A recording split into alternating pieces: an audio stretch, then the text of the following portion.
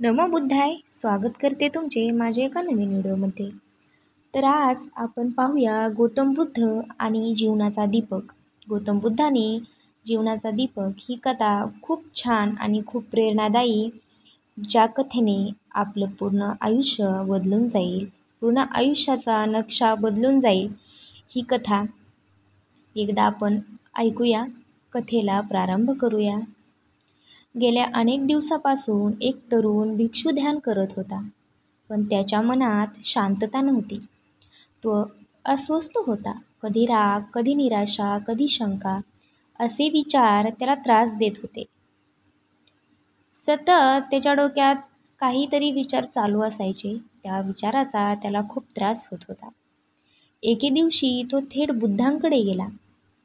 त्याच्या चेहऱ्यावर थकवा आणि मनात गोंधळ होता. तो म्हणाला, भगवान, मला मदत करा. माझ्या मनात फक्त अंधार आहे. जिथे पाहतो तिथे दुःखच दिसतं. मी प्रयत्न करतो पण ध्यान लागत नाही.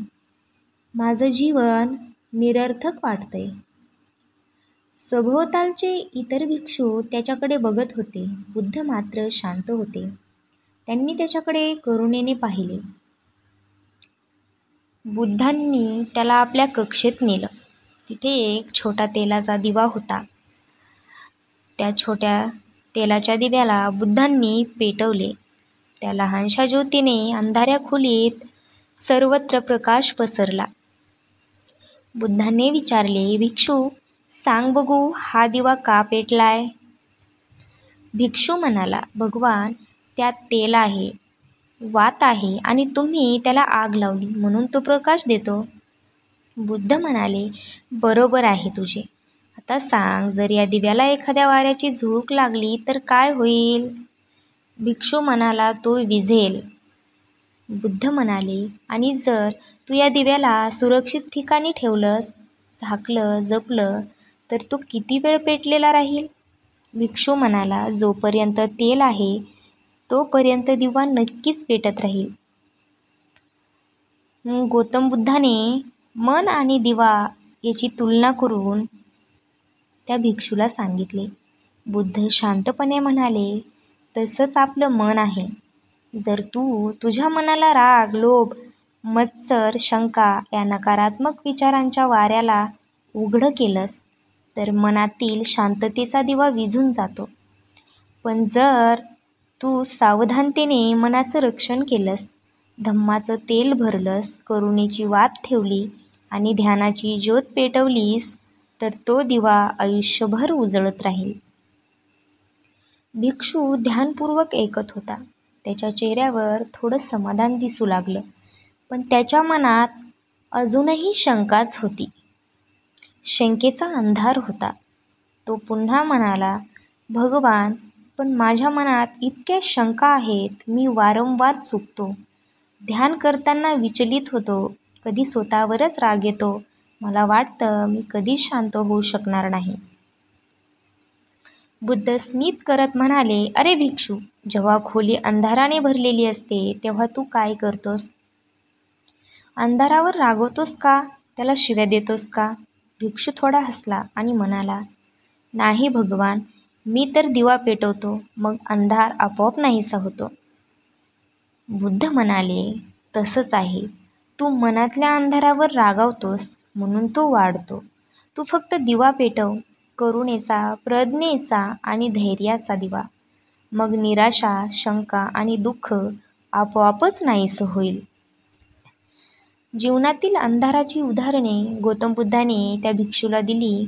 बुद्धांनी पुढे सांगितलं, जीवनात अंधार म्हणजे काय? जेव्हा एखादा प्रिय व्यक्ती सोडून जातो तेव्हा अंधार. जेव्हा आपले प्रयत्न फोल ठरतात तेव्हा अंधार. जेव्हा मनात लोभ आणि राग वाढतो तेव्हा अंधार. पण अंधारावर मात करण्याचा मार्ग फक्त एकच आहे, तो म्हणजे दिवा पेटवणं. आणि तो दिवा बाहेर कुठे नाही, तर तो दिवा तुझ्याच मनात आहे. भिक्षूचे डोळे उघडले. भिक्षूच्या डोळ्यातून आता पाणी आलं. त्याने हात जोडले आणि म्हणाला, भगवान, मला आता कळलं, मी अंधारावर रागावत होतो, पण मला दिवा पेटवायला हवा होता. बुद्धांनी त्याच्या खांद्यावर हात ठेवला आणि म्हणाले, लक्षात ठेव, अंधार कधीही शाश्वत नसतो. एक छोटा दिवा पेटला की अंधार हजारो वर्षाचा असो, तो एका क्षणात नाहीसा होतो. त्या दिवसापासून तो भिक्षू ध्यानात शांत बसू लागला. त्याने आपल्या मनात करुणेचा दिवा पेटवला आणि हळूहळू त्याला खरी शांती मिळाली. या कथेतून आपल्याला हा संदेश घ्यावयाचा असतो, अंधारावर रागावू नका, तो नाहीसा होत नाही. छोटा दिवा पेटवा, करुणा, प्रज्ञा आणि धैर्याचा. मनाला नकारात्मक विचारांच्या वाऱ्यापासून जपा. अंधार शाश्वत नसतो, पण दिव्याचा प्रकाश कायम टिकतो. शांती बाहेर नाही, ती आपल्या मनातच आहे, असे गौतम बुद्धाने सांगितले. तर कथा आवडली असेल तर चॅनलला सबस्क्राईब करा, व्हिडिओला शेअर करा, लाईक करा आणि बौद्ध धम्माचा प्रसार करण्यासाठी तुमचे योगदान राहू द्या. नमो बुद्धाय.